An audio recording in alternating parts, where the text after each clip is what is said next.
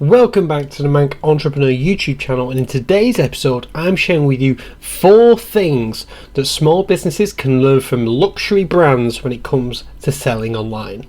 Now this is an interesting one because for years luxury brands such as Burberry, Louis Vuitton, Gucci, Tag Heuer, Rolex, the list goes on, have all been hesitant with selling online, especially marketplaces, but just e-commerce in general.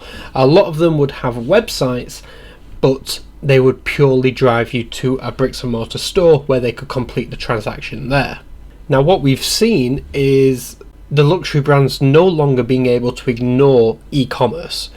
E-commerce is massive, it's growing. Surely everybody who's watching this right now, surely you watching this have bought something online at some point, and no doubt will do it again.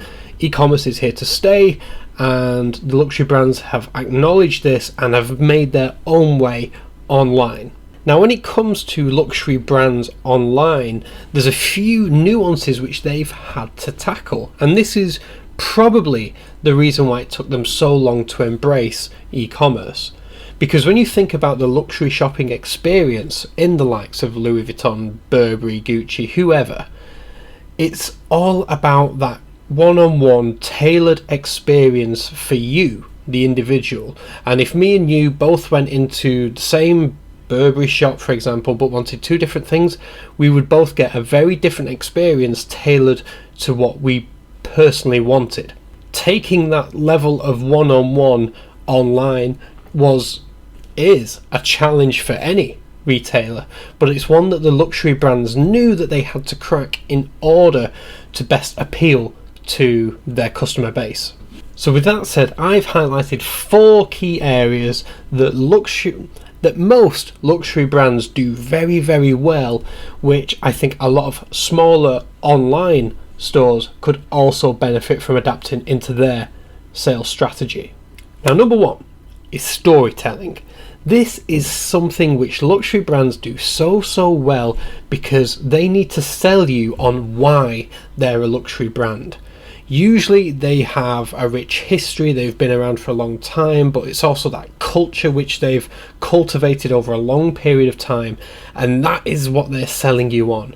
Again, you think back to any Swiss watchmaker, they are going to be sort of rambling on about how long they've been making watches, how they're all handmade, precisionally engineered, handcrafted, blah blah blah, and it's that story which they're going to want to tell you. Same with Burberry, you know, how it had humble beginnings in a small shop, and how it's grown and grown, and now they use the best this and the best that and the best other. They are trying to justify to you why they are the premium luxury brand that they are. The thing is, they don't have the monopoly on being able to tell a story. And just because your customer base might not be the same as theirs, doesn't mean that your customer base doesn't care about your story as well. Especially if you've got an interesting one to tell it. Make it easy for them to find and humanize the business. It will share the story, and they'll understand that a customer like myself is a person just like the business owner, and if we can relate, then we're much more likely to get on and do business. So storytelling, don't be scared to tell your story on your website, on that About Us page. I mean, the likes of Burberry and Louis Vuitton both have like dedicated microsites purely on telling the story. You don't have to go that far, but tell a story, tell your story, because ultimately that's what's unique to you and helps you stand out against any competition that you have. Number 2 is customer service. Now this is one of the big ones. This is, again, what we mentioned right at the beginning, was how these luxury brands would tailor that one-on-one experience to you, and this was something which they really had to crack in order to do online well and to do e-commerce well. Now I know perfectly well that as a small to medium-sized business, you probably want to steer away as much customer service traffic as you can. It's a distraction to the main point of the business. You might not have the staff levels in place to deal with vast numbers of inquiries, but that is something which you're going to have to tackle in order to get the most out of customer service online, and to do it in a way which makes your customers feel that they trust you and that you're just there if they do run into any problems.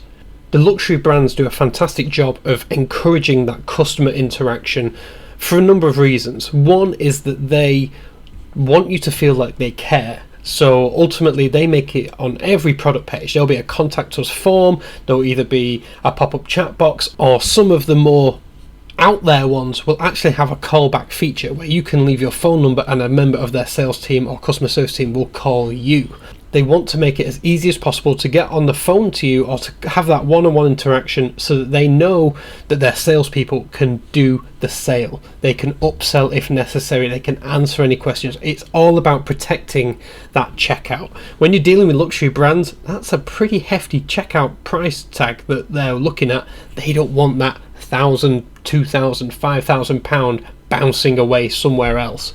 So look at your customer service in your business and ask the question, how can you better assist your customers in that checkout process? Remember, not all customer service is going to be when they have a problem. Some just need that little bit of extra persuasion or that reassurance in order to hit checkout.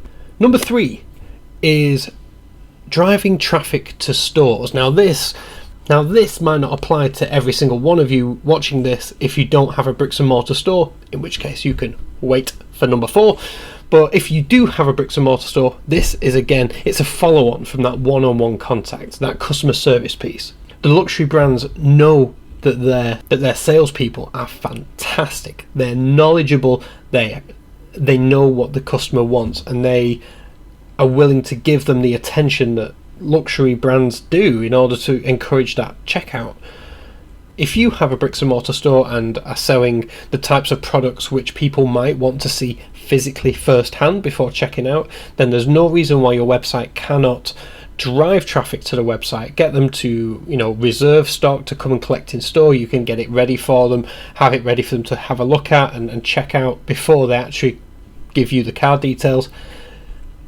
And ultimately this will come down to your sales team as well. If you are the salesperson, then this is your holy grail. You've got someone coming in, so this is your opportunity to close that sale, to upsell, to related items sell, to do everything. That's something that luxury brands do very well. Some of the biggest brands out there right now, right next to the buy now button on the website, will have a find in store button right next to it. So they know that if they can drive a customer into their store, they can close the sale there as well. And that is, again, giving them that one-on-one interaction, which usually the high-end customers will want, but surely every customer will want that. It makes them feel special, makes them feel like you care, and ultimately increases the likelihood of them hitting that checkout button. And number 4, attention to detail. It goes without saying that most customers of luxury brands, that those high-end people who can afford luxury items, have an amazing eye for detail, and that is one of the nuances which luxury brands have had to deal with in order when they're moving their brand online. The thing is, why can't you do the same with your business? Even if you're not attracting the high-end customers spending thousands of pounds, it can be as simple as changing some slight wording on a website, and it changes the entire feel of your website. For example, you might want to offer complimentary delivery instead of free shipping. It's little nuances like that which make it sound a little bit nicer. Something like also your checkout button might be place in cart rather than add to basket. That place button, it's like you care for the products which you're taking. You're not just going to throw it in a basket, you're going to place it.